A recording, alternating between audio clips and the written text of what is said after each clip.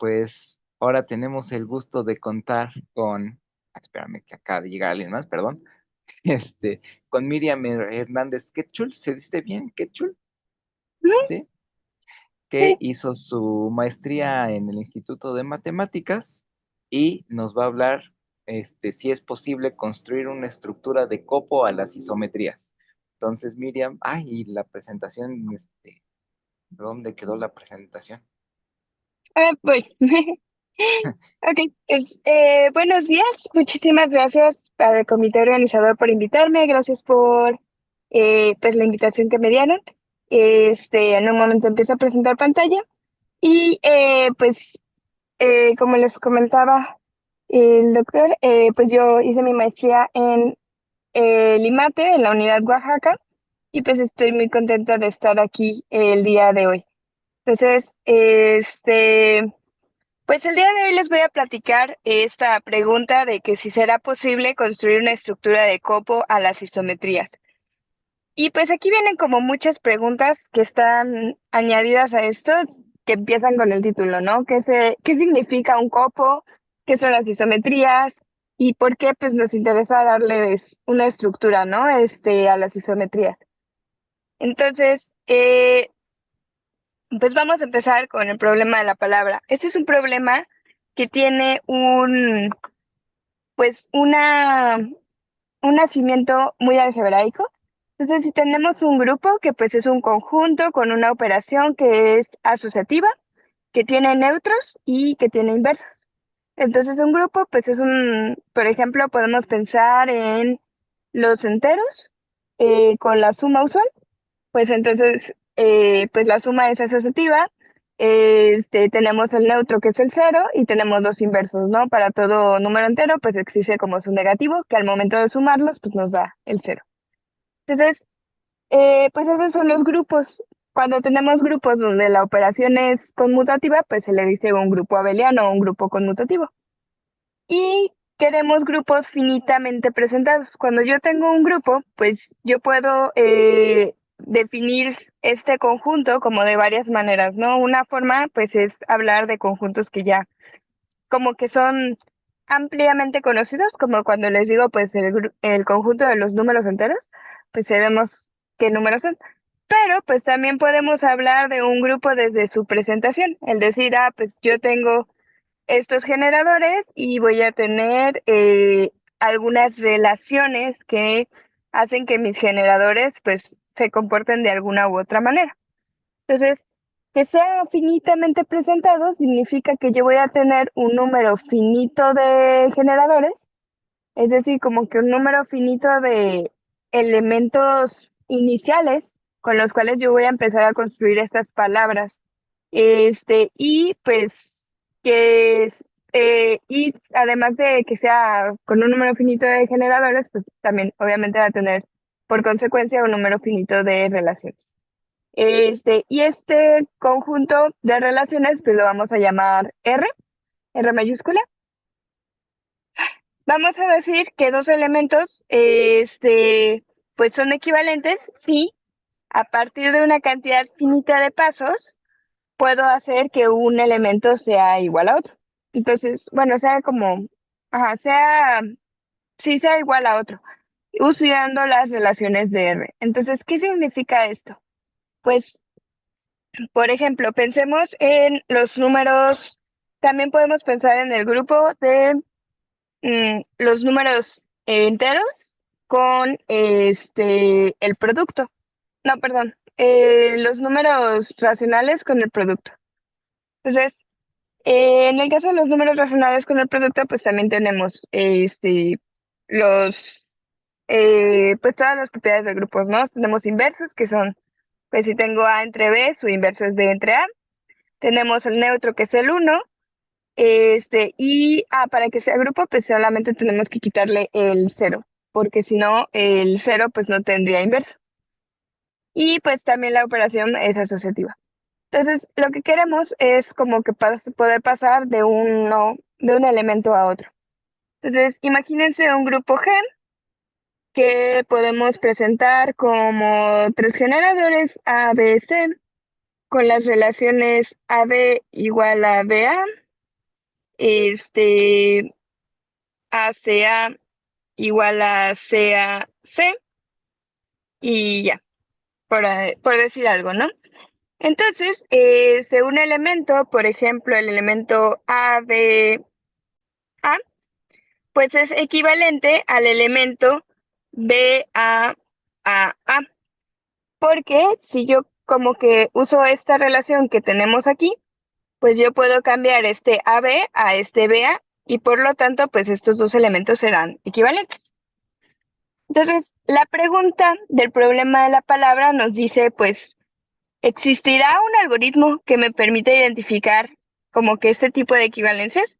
Porque pues aquí tenemos dos elementos con si tenemos dos palabras de 4 letras cada una. Y pues es muy sencillo como que identificar cuál es la relación que tengo en una y otra, ¿no? Pero pues si tengo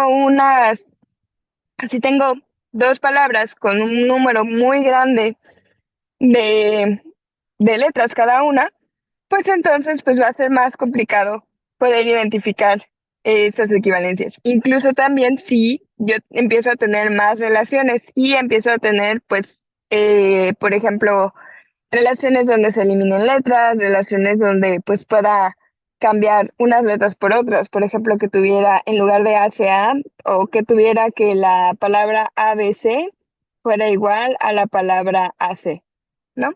Entonces, ese tipo de relaciones pues nos hacen como problemas, por así decirlo, en el sentido de que hace que el problema de identificar esta equivalencia pues sea más complicado. El contexto histórico de este problema es que en 1910, pues hace ya más de un siglo, Axel Dou propuso el problema para estructuras tipo árbol. Problema surgió primero para pensar en grafos tipo árbol y como que pensar en si dos vértices eran como isomorfos. En 1911, Max Dehn tomó este problema y lo propuso para grupos finitamente presentados. O sea, ya estamos hablando como que de nuestro problema actual. Y pues en ese momento no se sabía nada, pero en 1955, Piotrov Novikov demostró que existe un grupo finitamente presentado tal que su problema de la palabra es insoluble. Es decir, que construyó un grupo donde pues se sabe que no existe un algoritmo. Entonces, a partir de 1911 para acá, pues como les comentaba, ya va más de un siglo de que este problema fue propuesto, pues se han hecho muchos esfuerzos y se han hecho muchos avances para descubrir que hay grupos donde el problema de la palabra es soluble, o sea que sí existen algoritmos que puedo implementar y que también puedo implementar computacionalmente, lo cual es bastante útil, dado que pues no nos conviene ponernos a hacer a mano cada una de estas presentaciones. Y ahí sabemos también que hay grupos como el de Novikov, donde el problema de la palabra es insoluble, pero pues todavía hay muchísimos grupos para los que no se sabe si es soluble o si no es soluble.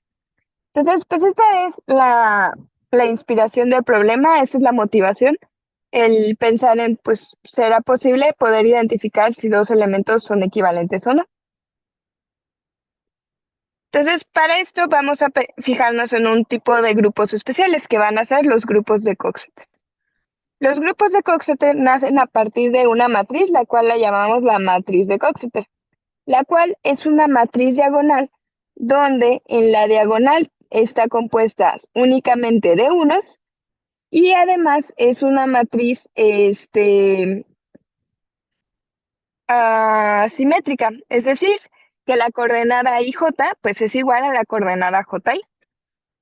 A partir de esta matriz, donde tenemos únicamente unos en la diagonal y números enteros positivos en todas las demás entradas, donde también podríamos tener infinitos, pues vamos a considerar que como que cada una de estas columnas y estas filas van a representarnos algún generador.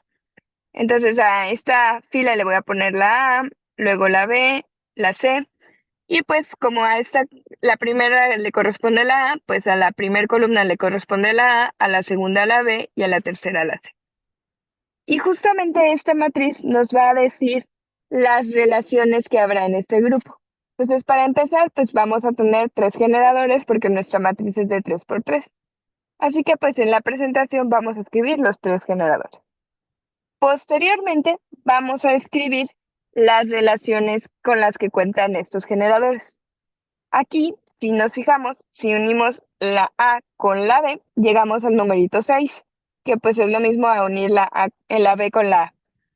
Entonces nos dice que AB es una relación de grado 6, o sea, AB a la 6 es igual a nuestro elemento neutro del grupo.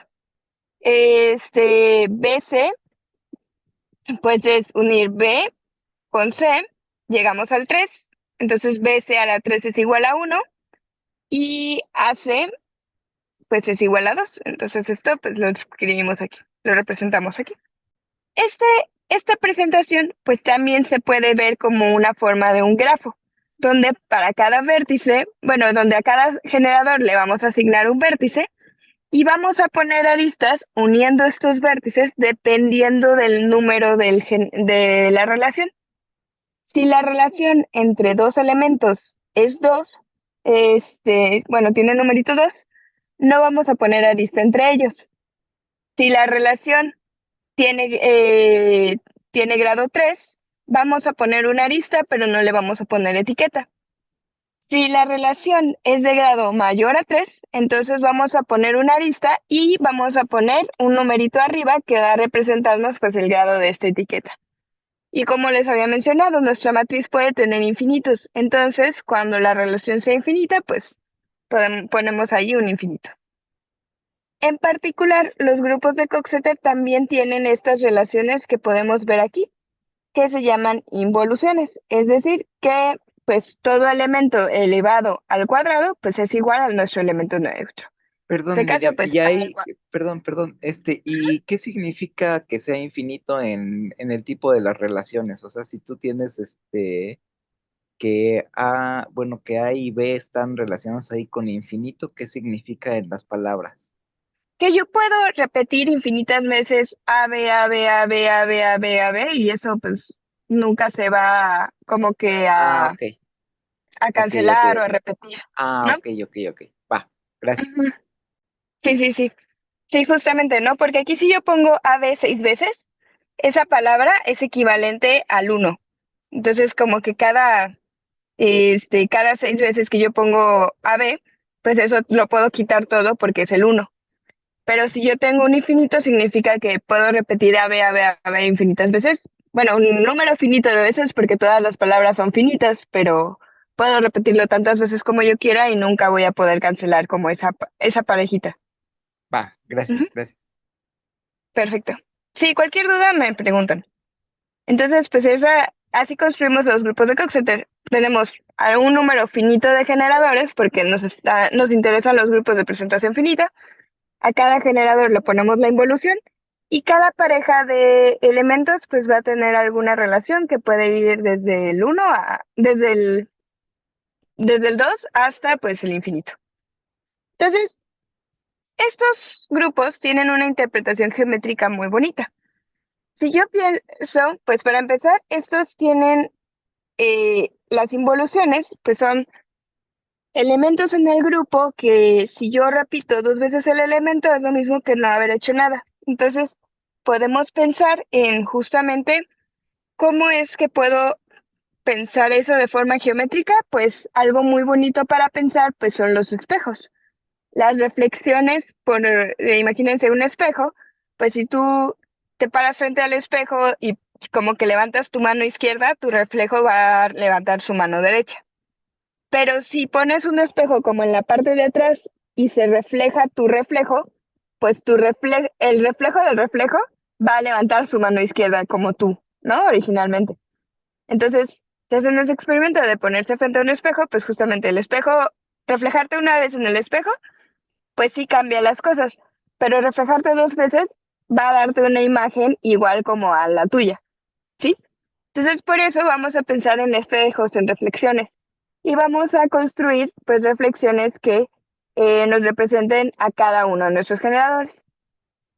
Posteriormente, pues si estos espejos reflejan a cada uno de nuestros generadores, vamos a pensar también en que estas relaciones por parejas nos van a decir pues justamente como que cómo es que se intersectan los espejos entre ellos. En este caso, pues, tenemos el ejemplo de AC al cuadrado, pues significa que tendríamos que hacer AC como 2 veces para poder obtener nuestra imagen original.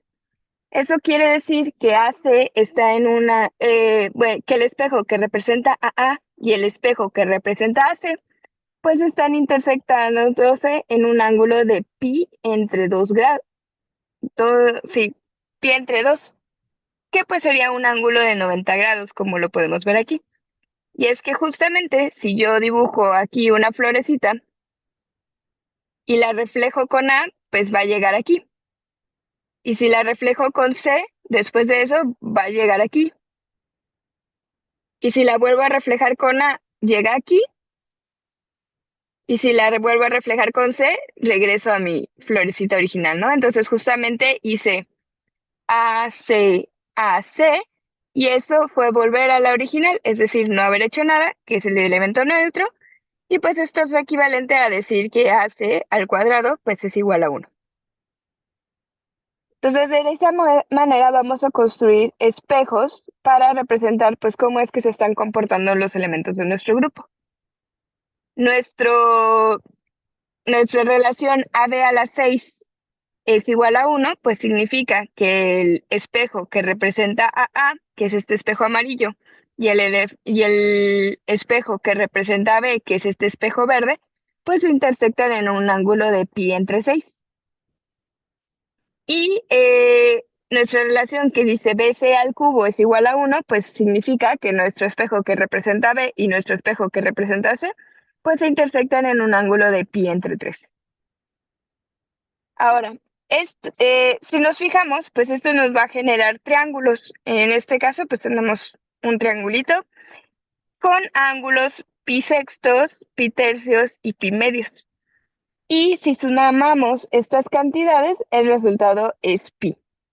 Entonces, si recuerdan, pues sus cursos de geometría y geometría no euclidiana, sabemos que podemos identificar la geometría de una superficie por los ángulos internos, por la suma de ángulos internos de un triángulo. Entonces, si la suma de ángulos internos es pi, estamos en una superficie con geometría euclidiana. Si la suma de ángulos internos es menor a pi, pues la geometría será hiperbólica, y si es mayor a pi, la geometría será esférica. Entonces, justamente esta suma nos está diciendo que la geometría de este triángulo pues es euclidiana. ¿Y eso por qué nos interesa? Porque justamente podemos como que completar los espejos que nos faltan. ¿Qué quiere decir esto? Pues justamente si yo me tomo este espejo verdecito y lo reflejo con el espejo A, pues nos va a dar este espejo de aquí. Si ahora ese espejo, ay, este, si ahora ese espejo que acabo de dibujar, el verdecito, lo reflejo con el espejo B, nos va a dar este de aquí, el moradito. Y si el moradito lo reflejo de nuevo con A, nos va a dar este de aquí rojito.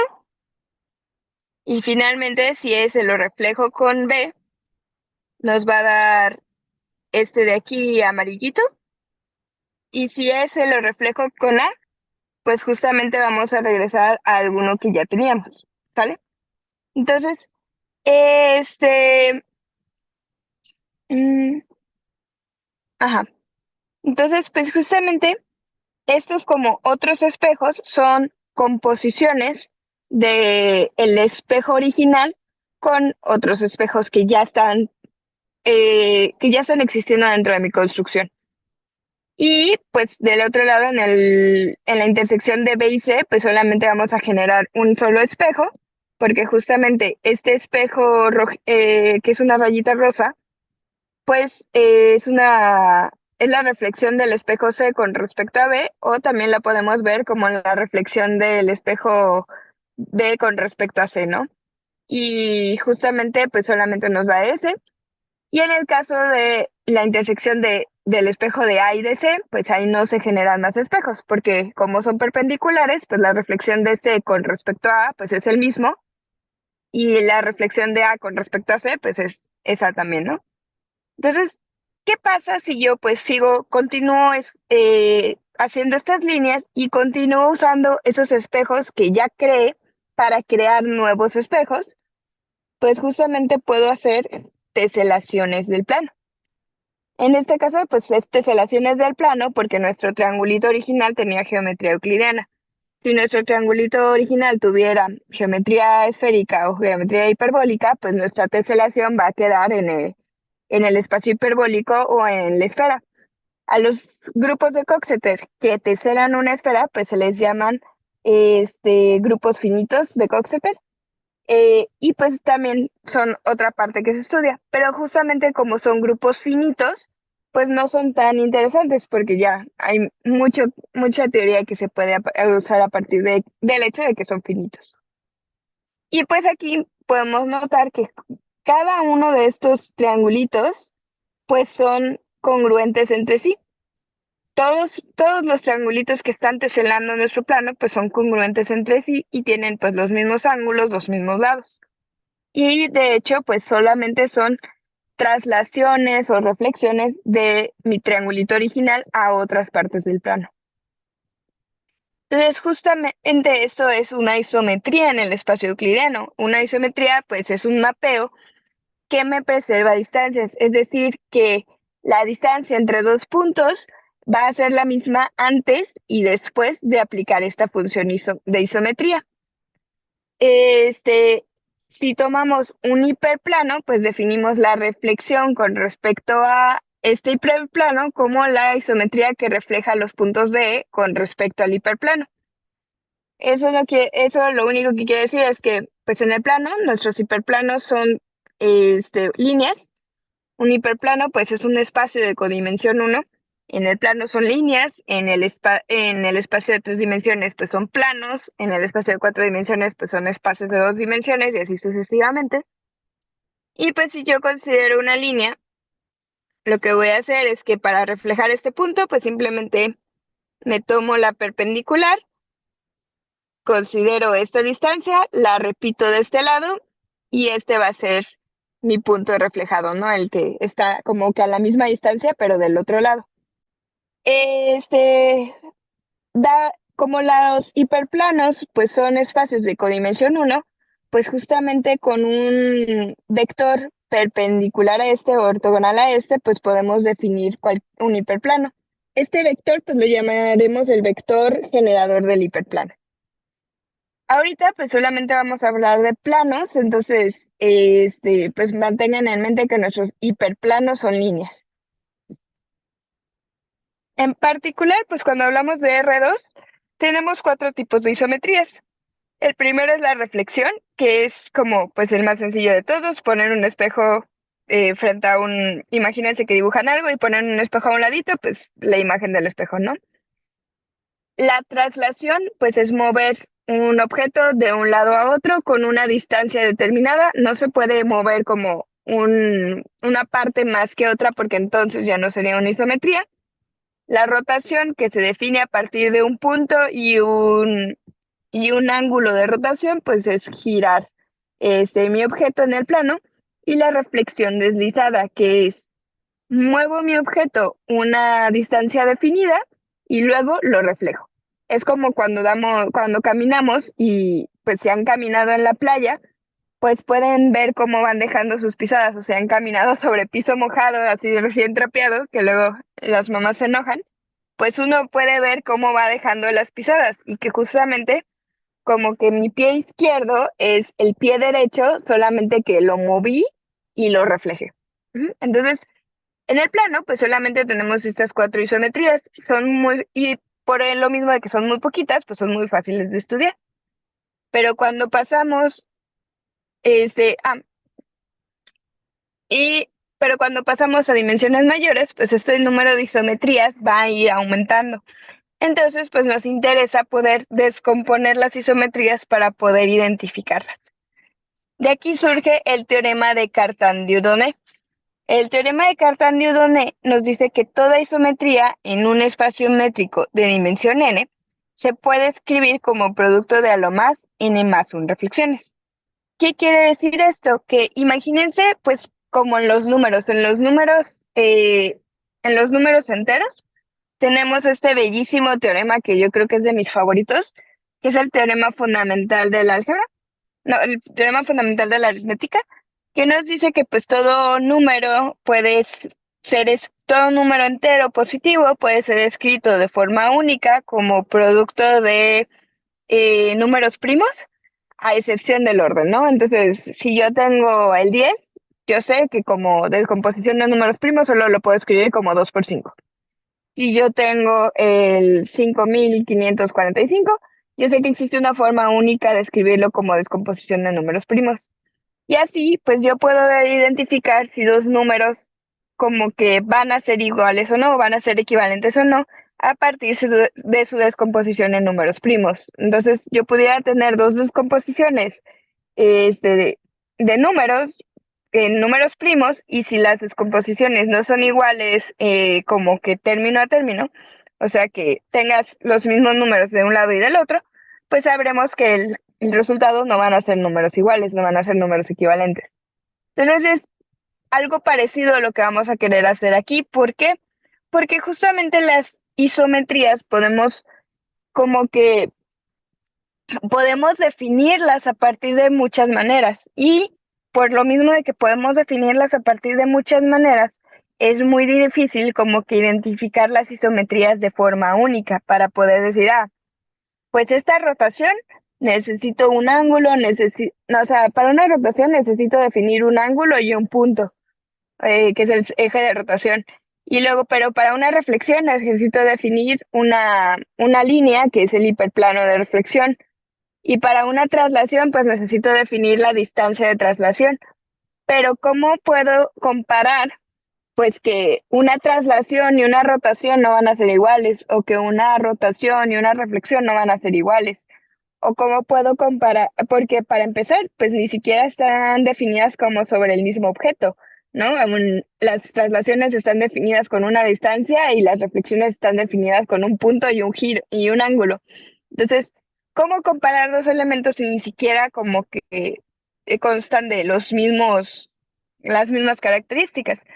Entonces, el teorema de Cartan-Dieudonné es muy útil en el sentido de que nos dice, pues tranquilo, tranquila, todo está bien.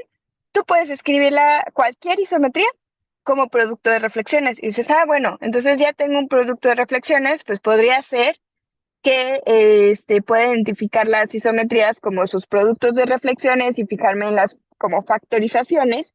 Y entonces, pues empezar a trabajar sobre las factorizaciones, y ya me olvido de la distancia definida, o del punto y el ángulo, o de la distancia y la reflexión. Entonces, y aparte de que nos da este resultado de que podemos factorizar toda isometría, pues la demostración nos da la forma de encontrar esa factorización. Entonces, la demostración es muy sencilla. Imagínense que tenemos n más 1 puntos en posición general, es decir, como regados de forma aleatoria en nuestro espacio. En este caso, pues estamos en el plano, entonces vamos a tener 3 puntos en posición general. Van a ser estos tres: P1, P2 y P3. Y voy a aplicar, pues, mi isometría. En este caso, mi isometría es W. Entonces aplico mi isometría W y me dan 3 puntos nuevos: WP1, WP2 y WP3. En caso de que la isometría no de puntos nuevos, pues no de 3 puntos nuevos, que deje fijo algún punto, pues no pasa nada. Debe de haber alguno que sí lo mueva, porque si no si no mueve a ninguno, entonces nuestra isometría pues es la identidad y ya no hay que hacer nada, ¿no? No hay, sí, no habría que hacer nada. Entonces, consideremos dos puntos que se muevan, en este caso pues P1 y WP1. y vamos a tomar la mediatriz del segmento que une a P1 y a WP1. A esta mediatriz la vamos a llamar R1 y vamos a considerarlo como nuestro primer y primer plano de reflexión.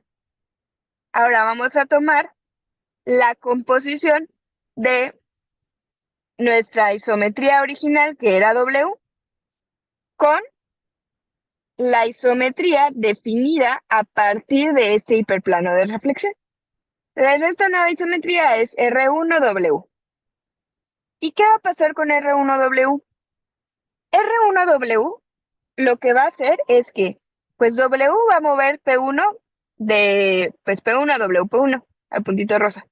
Pero cuando yo le aplico R1, pues este puntito rosa va a regresar a P1 y este va a ser R1 de W.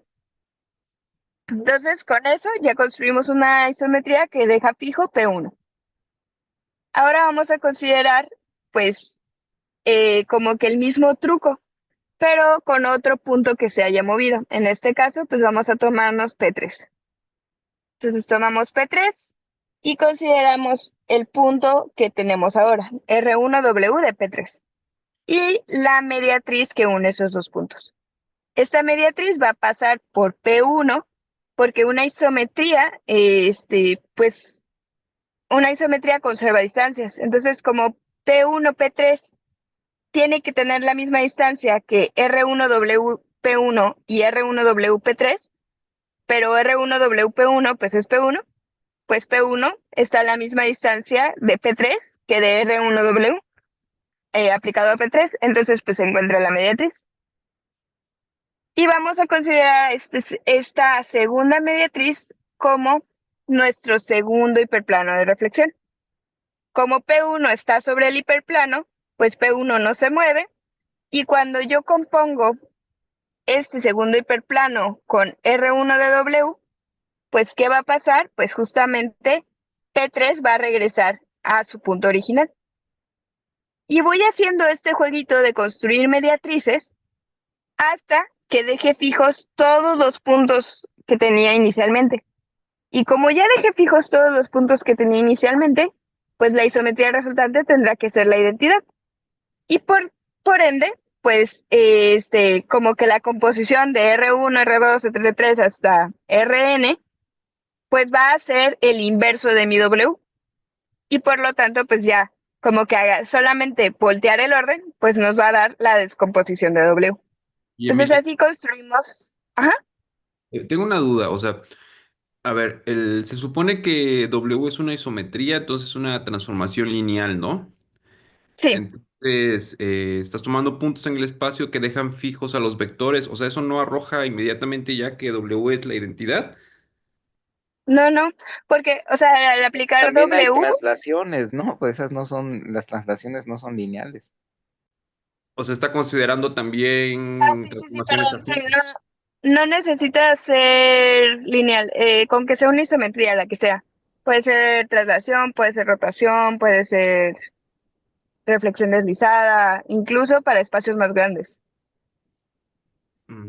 Ok, supongo. Vale. Ok. Entonces, pues, así es como construimos las factorizaciones de las isometrías. Ok. Entonces, en particular, pues de las 4 que les había mostrado antes, yo puedo asegurarles que pues una reflexión, pues está construida, su factorización pues únicamente tiene una, un hiperplano, ¿no? La traslación tiene dos que van a ser paralelos, la rotación tiene dos que van a ser transversales y la reflexión deslizada tiene tres. Entonces, a partir de eso podemos darnos cuenta que ya empieza a haber diferencias entre una y otra. ¿Por qué? Porque pues yo no puedo escribir una traslación como producto de una sola reflexión, por lo tanto, pues la traslación y la reflexión tendrán que ser distintas.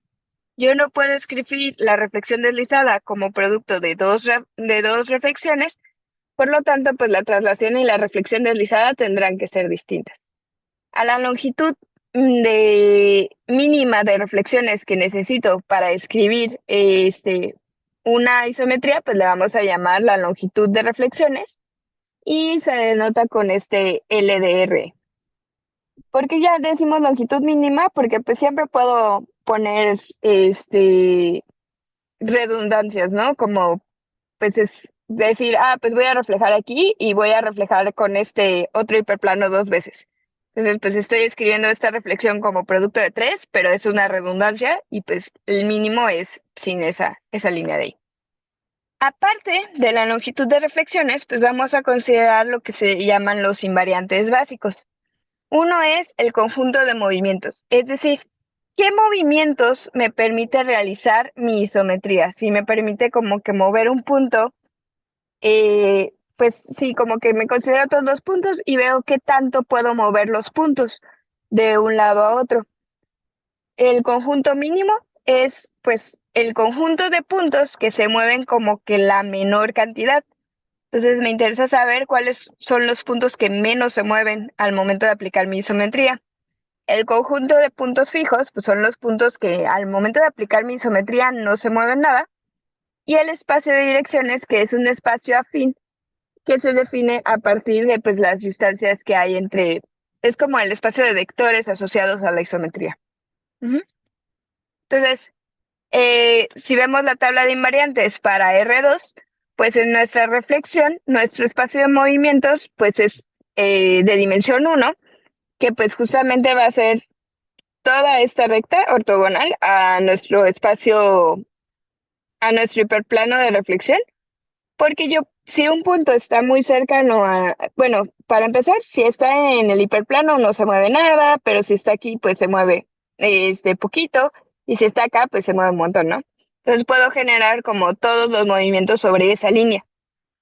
Y mi espacio mínimo, pues justamente es el hiperplano de reflexión, porque todos los puntos sobre nuestro hiperplano de reflexión, pues no se mueve nada. No es todos los puntos que están sobre este HA, pues H alfa, no se van a mover nada. Y en particular, pues este espacio mínimo es igual al conjunto de puntos fijos. Cuando una isometría tiene el mismo conjunto de puntos mínimos que el conjunto de puntos fijos, pues vamos a decir que es elíptica. Si esto no sucede, significa que el conjunto de puntos fijos es vacío y en ese caso diremos que la isometría es una de tipo hiperbólica. La rotación tiene un espacio de movimientos de 2 porque yo puedo como que generar todos los movimientos alejándome o acercándome al punto de rotación. Y mi espacio mínimo pues es de dimensión 0 porque solamente es un punto. El centro de la rotación no se va a mover y es el único punto fijo. Mis traslaciones pues tienen dimensión 0 ya que solamente hay un tipo de movimiento que por ejemplo en este caso pues es mover lambda y solamente puedo mover lambda. Y mi mínimo es de dimensión 2, porque todos los puntos en mi plano se mueven exactamente la misma cantidad, se mueven lambda. Entonces, los puntos que menos se mueven, pues son todos, porque todos se mueven lo mismo. Y mi reflexión deslizada tiene espacio de movimientos 1 y el conjunto de puntos mínimos también tiene dimensión 1 porque es el hiperplano de reflexión. Pero en este caso, o sea, incluso los elementos en el hiperplano de reflexión se mueven porque se deslizan. Entonces, de aquí, pues podemos notar que efectivamente, ¿no? Ya habíamos dicho por qué la reflexión y la reflexión deslizada no eran iguales ni a la traslación ni a la rotación, pero no habíamos podido decir una razón por la cual la traslación y la rotación eran distintas. Y pues ahora con estos invariantes pues podemos justamente afirmar que son distintas porque su conjunto de MOV y su conjunto min pues son distintos. Entonces pues tienen que ser isometrías diferentes. Para R3 nuestro número de isometrías aumenta. En lugar de tener 4 ahora vamos a tener 8. Estas son algunas de ellas, aquí hace falta una, pero pues también nuestros espacios MOV y nuestros espacios min pues nos van a poder ayudar a diferenciar cómo es que estas isometrías, pues justamente sí son diferentes unas a otras. Además, una cosa que sucede es que la dimensión del espacio MOV y la dimensión del espacio MIM sumadas nos tienen que dar la dimensión del espacio en el que estoy aplicando mi isometría. En este caso, pues si se fijan, pues tenemos 1 más 2, 2 más 1, 3 más 0. Todo, y esto es porque también los espacios de direcciones asociados a estos espacios MOV y MIN, pues van a descomponer mi espacio total en pues de forma disjunta, ¿no? Dir de MOV más NIR de MIN nos tiene que dar R3. Entonces, ¿para qué hicimos todo esto? Pues justamente porque ahora podemos fijarnos en todos los elementos de nuestro grupo de Coxeter como elementos de mi grupo de isometrías. Consideremos este triangulito azulito como nuestro triangulito original, pues el triangulito que está arribita va a ser la palabra C. ¿Por qué? Porque es el triángulo que se obtiene al reflejar por nuestro espejo C. Este de aquí va a ser nuestra palabra A, porque es el que se obtiene al reflejar por el espejo A. Este de aquí va a ser la palabra B, porque es el que se obtiene al reflejar la palabra el triangulito por el espejo B. Y así sucesivamente, cada uno de los triangulitos de mi teselación representan una palabra del grupo de Coxeter. Y también esto nos ayuda a mostrar pues nuestras relaciones, porque si se fijan, si yo hago A, reflejo con A y luego con C, pues es lo mismo que reflejar con C y luego con A, llego al mismo triangulito y justamente pues ese triangulito me está etiquetado como de dos formas, AC y CA. Entonces, pues esos dos elementos son iguales. Esto nos dice que pues si descubrimos una forma de poder identificar las isometrías y poder resolver si dos isometrías son iguales o equivalentes, pues entonces estaríamos resolviendo el problema de la palabra para el grupo de Coxeter. Vamos a representar todos estos triangulitos con algo llamado el grafo de Cayley. El grafo de Cayley es simplemente voy a poner un puntito en cada uno de estos triangulitos y voy a poner una arista si puedo llegar como que de un vértice a otro mediante un espejo, mediante una reflexión. Entonces, si se fijan, todas las aristas en este caso pues tienen doble flechita porque pues si yo puedo llegar de A a B, pues también puedo llegar de B a A, como que volviendo a aplicar el mismo espejo. Entonces aquí pues se nos forman estos cuadraditos, estos hexágonos y estos dodecágonos que pues hacen referencia a justamente nuestras relaciones de nuestro grupo de Coxeter. Ahora sí vamos a definir pues qué es un copo. Un copo es un conjunto parcialmente ordenado, es decir, un conjunto que tiene una relación de orden binaria que es reflexiva, antisimétrica y transitiva. Es decir, si, bueno, todo elemento es igual a sí mismo, si A es mayor a B, entonces B es menor a A, y si A es mayor a B y B es mayor a C, entonces A es mayor a C. Esas son esas tres explicaciones. Y lo que nos interesa es que es parcialmente ordenado porque no todos los elementos son comparables. Hay algunos elementos que yo sí puedo decir, este es mayor a este otro, pero va a haber parejas de elementos donde yo no puedo definir si uno es mayor a otro. A partir de esta relación de orden binario, vamos a construir el diagrama de Hasse, donde tomamos nuestro grafo de Cayley y vamos a tomar como que un elemento es mayor a otro si puedo llegar de uno a otro con una reflexión y además la longitud de reflexiones es mayor. Entonces, vamos a quitar las dobles flechitas.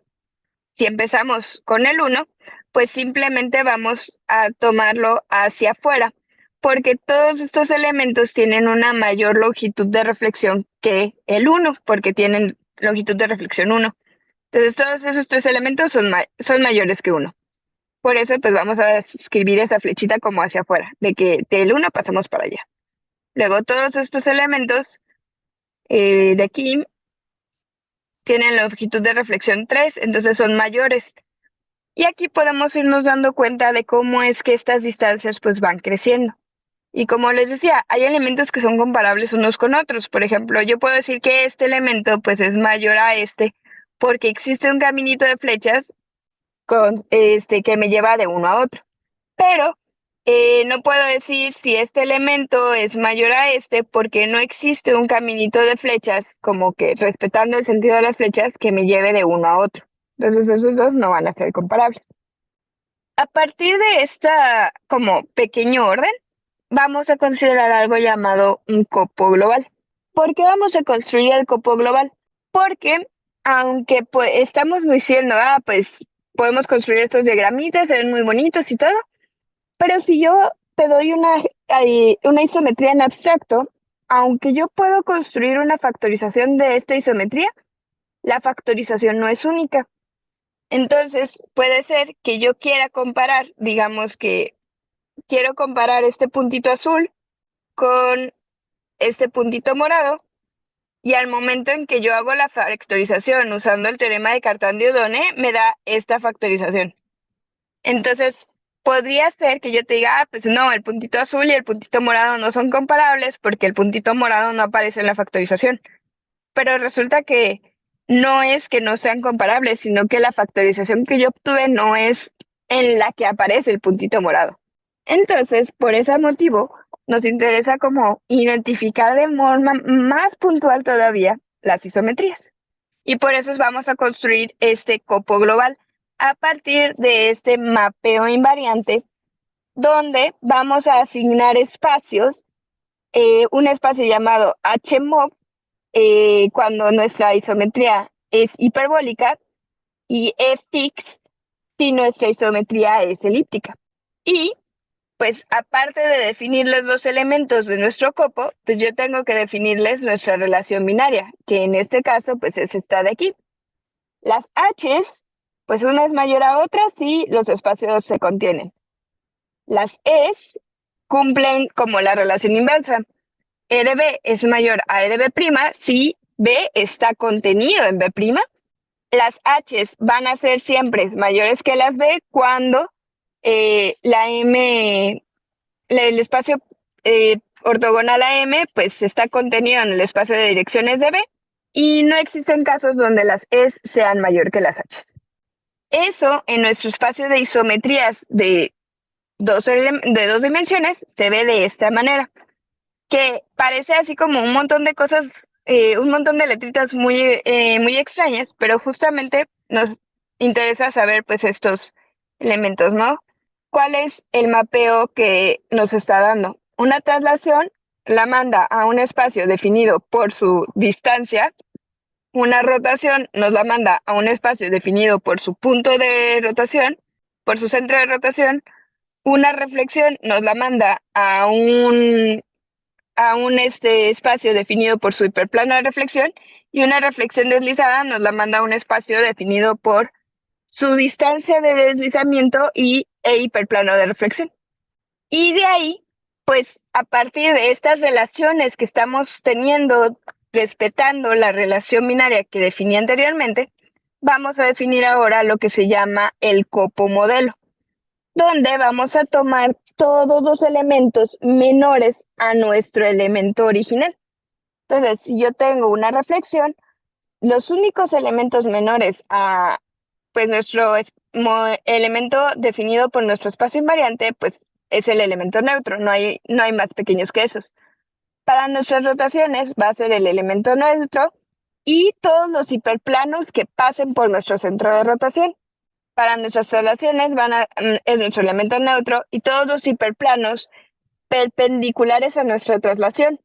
Y para nuestra reflexión deslizada van a ser el elemento neutro, los hiperplanos que pasen, cualquier hiperplano, cualquier espacio definido a partir de un hiperplano, cualquier espacio de una rotación y esos espacios especiales.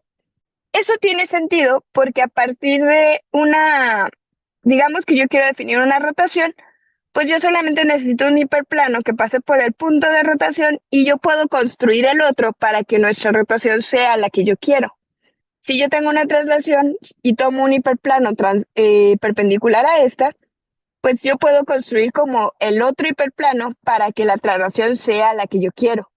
Y lo mismo pasa con las reflexiones deslizadas. Yo puedo como que tomar mis espacios de la manera adecuada para poder construir mi reflexión. Entonces, ya con este copo modelo, nos estamos dando cuenta que justamente sí podemos asignar un orden a las isometrías. Las estamos ordenando, bueno, para empezar, las estamos identificando con elementos únicos que ya no permiten las ambigüedades que teníamos antes de cuando te decíamos, pues si las identificamos con las factorizaciones, pues podría ser que no estemos factorizando como que de la manera correcta. Pero con estos elementos y con este copo modelo, pues ya me pueden dar una isometría como en abstracto y a partir de sus invariantes yo puedo definir, pues este va a ser el elemento al que le corresponde el mapeo invariante y este es el copo modelo. Entonces, pues si me dan cualquier otra isometría, si la isometría pertenece al copo modelo, pues entonces, como que sí factoriza mi isometría original. Si no pertenece, pues no factoriza mi isometría original y por lo tanto, pues no son comparables. Y pues con eso estaríamos terminando. Entonces la respuesta es que sí se pueden construir copos modelo, bueno, dar una estructura de copos al mundo de las isometrías y por lo tanto, como sí se puede construir una estructura de copos al mundo de las isometrías, por ende, pues también podemos resolver el problema de la palabra para los grupos de Coxeter. Es decir, pues dadas dos palabras distintas en un grupo de Coxeter, sí existe un algoritmo para poder identificar si son equivalentes. Y eso lo podemos hacer a partir de esto, comparando pues justamente sus copos modelos. Y pues esto sería todo lo que tendría que presentarles por el día de hoy. Estas son algunas de las referencias en las que está basado este trabajo. Y pues mi trabajo pues no solamente se detiene aquí, sino que empieza a explorar algo llamado grupos de Artin, que son muy similares a los grupos de Coxeter, y por lo tanto pues estamos buscando aplicar estas mismas herramientas, estas mismas ideas a los grupos de Artin, de donde todavía no se sabe pues tantas cosas. Y pues esto sería todo. Entonces, muchísimas gracias. ¿Preguntas a alguien? ¿Alguna duda que les haya quedado? Pues soy todo ellos. Muchísimas gracias, Miriam. Vamos a ponerte aquí los aplausos. Está muy bonito este asunto. Sí. Ahorita yo tengo preguntas, pero déjame ver si alguien más tiene.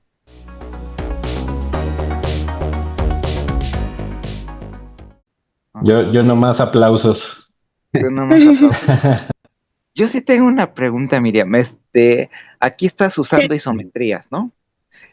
Y dices, bueno, vamos a explorar otros grupos, los grupos de Artin. ¿Qué sabes con respecto, en lugar de isometrías, tomar transformaciones conformes en Rn? O sea, las conformes las puedes ver como reflexiones en esferas. Entonces, ¿han explorado ese tipo de cosas de reflexiones en esferas? ¿Y qué grupos son los que dan? Sí, ¿qué grupos te da? Pues las reflexiones en esferas son, bueno, también te dan grupos de Coxeter. Ajá, te dan otros grupos de Coxeter. De hecho, también se hacen como unos dibujitos bien bonitos pues justo de los grupos de Coxeter. No me acuerdo cuál era el nombre completo bueno, tienen un nombre. Creo que eran cristalográficos, porque justamente pues te teselan toda la esfera y se vuelven grupos finitos de Coxeter. Entonces también son muy bonitos, son visualmente preciosos, pero pues como que es exactamente la misma teoría, solamente que en lugar de un espacio euclidiano porque también toda conforme en Rn, pues la ves como un número finito de reflexiones en círculos, ¿no? Bueno, en esfera. Ya, sí. Sí, en la esfera de dimensión n, ¿no? Ya. Y bueno, ¿alguien más que te haga pregunta? Yo todavía tengo preguntas. Yo tengo ahí una preguntilla, pero no sé si tenga mucho sentido. Cuando iniciaste, ya ves que tomaste como la matriz y dijiste que la matriz era simétrica y ahí como que definía la tabla de multiplicar un poquillo de los exponentes, ¿no? De las letras. ¿Han tomado algún otro tipo de matriz o es necesario tomar esa forzosamente, o sea, solo matrices simétricas? Para definir los grupos de Coxeter tienen que ser matrices simétricas, porque si no, no tiene sentido esto de decir que AC a la 6 es 1. Porque AC a la 6 es lo mismo que decir como que AC igual a CA, que lo interesante de estas son que esas son relaciones de tipo trenza. Entonces, pues sí, solo tiene sentido si hablo de matrices simétricas. Si yo tomo otro tipo de matrices, pudiera definir otro tipo de grupos con otro tipo de propiedades, pero no son los grupos que estamos trabajando en este momento. Ok. ¿Más preguntas? Si no, yo, siguiendo aquí con las conformes. Bueno, en la esfera, digo, bueno, sí, en Rn y en la esfera, pues están como que sencillas. Pero han estudiado, por ejemplo, qué pasaría con transformaciones conformes en otro lado o isometrías en alguna variedad, si la puedes descomponer de manera bonita y los grupos asociados o algo por el estilo.